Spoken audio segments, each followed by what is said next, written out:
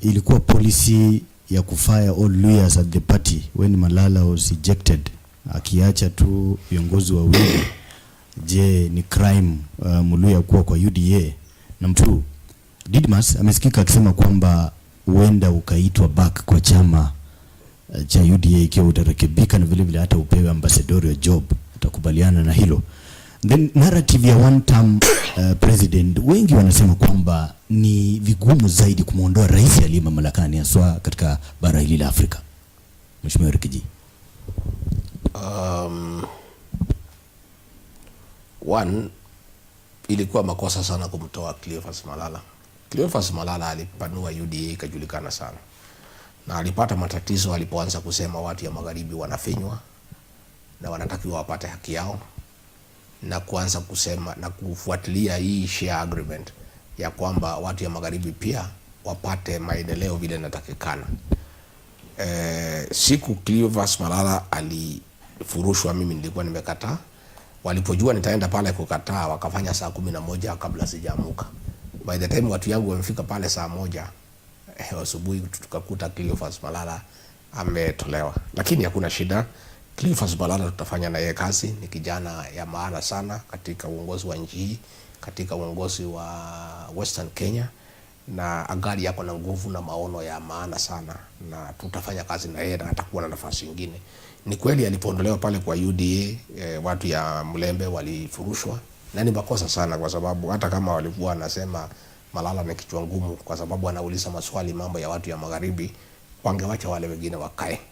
Na hiyo ndio maneno anasema sasa, msikuwe watu ya kupitia mtu mwingine ya katikati, mkuje direct.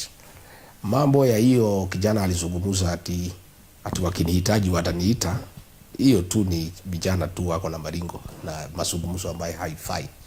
Mimi hapana rika ya hiyo kijana. Mimi ni kiongozi wa kitaifa na niko na wafuasi mamilioni ya watu, na kusema ati wataniita wakinihitaji, kwanza wamekwama. Unajua hii mlima yote imeenda. Walikuwa wamesema ati wakinitoa ati ni wiki mbili watu watasahau sijui nini. Mlima yote imetoka, imeenda. They are very frustrated. Na ndio uliona rais amekasirika sana akiwa pale Western na kunitukana na kuniingilia na kusema mimi ni mkabila. Na ningetaka nyinyi muende mtafute list ya CEOs wale wamepewa parastatus, muone ni watu ya jamii gani. Mimi hakuna mtu niteua kwa serikali. Mimi I had no capacity ya kupractice tribalism. Mtu ambaye hako na capacity ya kupractice tribalism ni rais, kwa sababu ndio appointing authority. Sasa kama anasema mimi ni mkabila, ile CEOs yote ya parastatus karibu 60 sio watu yangu, watu yake. Sasa akiongea mambo ya tribalism, angalie vile CEOs amepeana kwa mambo ya watu yake, ndio amepeana. So sitaki nijibu hao vijana na siwezi jibisana na hawa.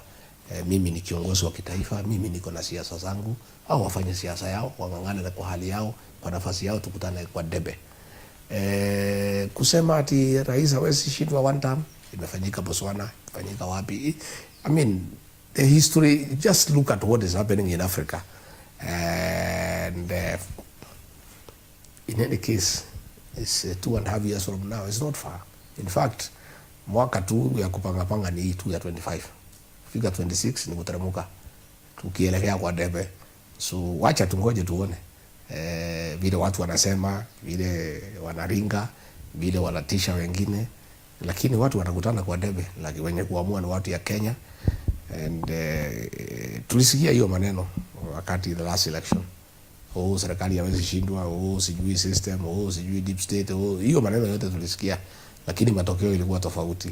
So mimi sina wasiwasi, nasikiza wa Kenya, and I know what majority of Kenyans are saying, and I know the way they'll vote. I know the way Gen Zs will vote, the payslip holders. Watu wengi sana nimesikia vile wanataka, na mimi nimekuambia mimi siadagi pahali ya kuanguka. I don't. I am a very, very calculated political scientist. That's what I studied at the university. I studied political science. I have extensive experience in the politics of this country, and I don't make mistakes. I am very careful, and where I'll be is where the government will be. That I want to assure you.